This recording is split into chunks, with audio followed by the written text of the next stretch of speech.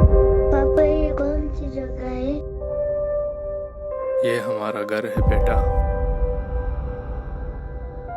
हमने कहा था ये जंग हमारा है। तुम नहीं होगा तो कोई और होगा। ये लोग तड़प तड़प कर मरेगा।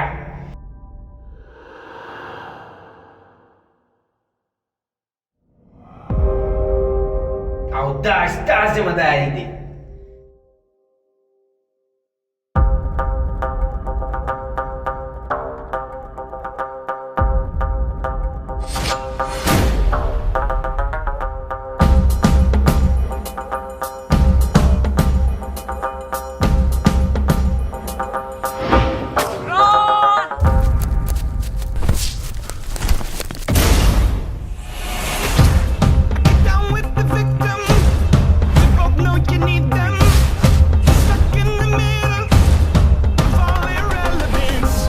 हमेशा से मेरी ज़िंदगी थे और हमेशा रहोगे।